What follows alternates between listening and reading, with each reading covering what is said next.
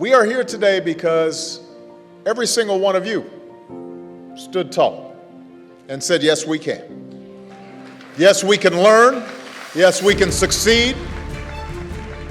You decided you would not be defined by where you come from, but by where you want to go, by what you want to achieve, by the dreams you hope to fulfill. But more than that, I come to embrace the notion that I haven't done enough in my life. I heartily concur. I come to affirm that one's title, even a title like President of the United States, says very little about how well one's life has been led. That no matter how much you've done or how successful you've been, there's always more to do, always more to learn, and always more to achieve. That despite having achieved a remarkable milestone in your life, despite the fact that you and your families are so rightfully proud, you too cannot rest on your laurels. And I want to say to you today, you can't rest. Your own body of work is also yet to come. When the very foundations of our lives, the old order has been shaken, the old ideas and institutions have crumbled, and a new generation is called upon to remake the world. In the face of these challenges, it may be tempting to fall back on the formulas for success that have been peddled so frequently in recent years.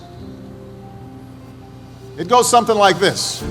You're taught to chase after all the usual brass rings. You try to be on this who's who's list or that top 100 list. You chase after the big money and you figure out how big your corner office is. You worry about whether you have a fancy enough title or a fancy enough car. That's the message that's sent each and every day, or has been in our culture for far too long, that through material possessions, through a ruthless competition pursued only on your own behalf, that's how you will measure success. Now you can take that road, and it may work for some. But at this critical juncture in our nation's history, at this difficult time, let me suggest that such an approach won't get you where you want to go. It displays a poverty of ambition. That in fact, the elevation of appearance over substance, of celebrity over character, of short-term gains over lasting achievement, is precisely what your generation needs to help end. We need young people like you to step up. We need your daring, we need your enthusiasm, we need your energy, we need your imagination. And let me be clear, when I say young, I'm not just referring to the date of your birth certificate. I'm talking about an approach to life, a quality of mind and a quality of heart. A willingness to follow your passions, regardless of whether they lead to fortune and fame. A willingness to question conventional wisdom and rethink old dogmas. A lack of regard for all the traditional markers of status and prestige. And a commitment instead to doing what's meaningful to you, what helps others, what makes a difference in this world. To success is that a relentless focus on the outward markers of success can lead to complacency. It can make you lazy. We too often let the external, the material things serve as indicators that we're doing well, even though something inside us tells us that we're not doing our best. That we're avoiding that which is hard, but also necessary. That we're shrinking from rather than rising to the challenges of the age. And the thing is, in this new hyper-competitive age, none of us can afford to be complacent. That's true whatever profession you choose. Find somebody to be successful for. Raise their hopes. Rise to their needs. You may look in the mirror tonight and you may see somebody who's not really sure what to do with their lives. That's what you may see, but a troubled child might look at you and see a mentor. A homebound senior citizen might see a lifeline.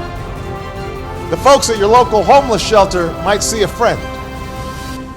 None of them care how much money is in your bank account, or whether you're important at work, or whether you're famous around town.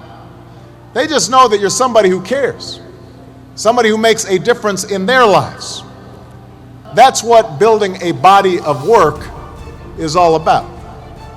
It's about the daily labor, the many individual acts, the choices large and small that add up over time, over a lifetime, to a lasting legacy. That's what you want on your tombstone. It's about not being satisfied with the latest achievement, the latest gold star, because the one thing I know about a body of work is that it's never finished.